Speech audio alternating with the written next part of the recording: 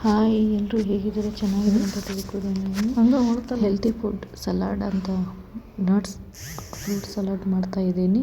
ನೋಡಿ ಹೇಗಿದೆ ಅಂತ. ಮೊದಲಿಗೆ ಆ್ಯಪಲ್, ಕಟ್ ಮಾಡಿರುವಂಥ ಆ್ಯಪಲ್, ಆರೆಂಜ್, ದಾಳಂಬರಿ ಹಣ್ಣು, ಕಡಲೆಕಾಯಿ ಬೀಜ, ನೆನೆಸಿಟ್ಟಿರುವಂತಹ ಖರ್ಜೂರ, ಒಣ ದ್ರಾಕ್ಷಿ ಹಾಗೂ ಚಿಯಾ ಸೀಡ್ಸ್, ನೆನೆಸಿಟ್ಟ ಮೊಳಕೆ ಕಾಳು, ಎಳ್ಳು, ಸೂರ್ಯಪಾನ ಬೀಜ.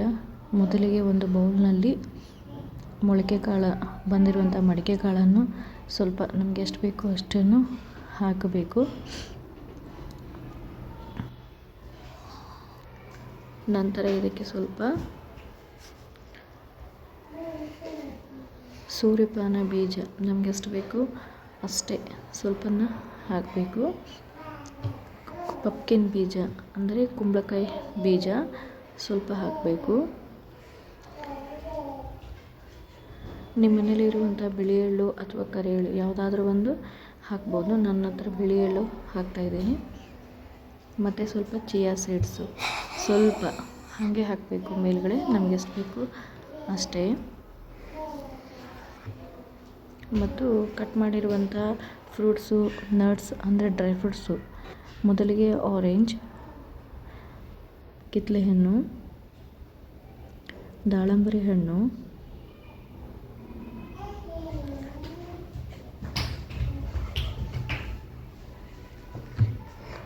ಕಡಲೆಕಾಳು,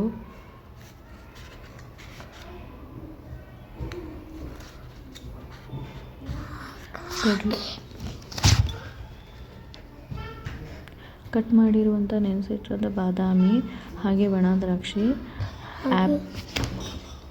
ಆ್ಯಪಲ್ಲು,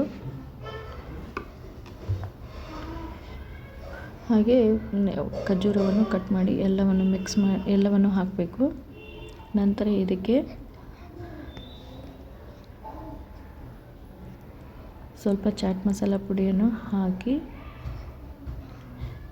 ಚೆನ್ನಾಗಿ ಮಿಕ್ಸ್ ಮಾಡಿ ಎಲ್ಲವನ್ನು ಕಲಿಸ್ಬೇಕು.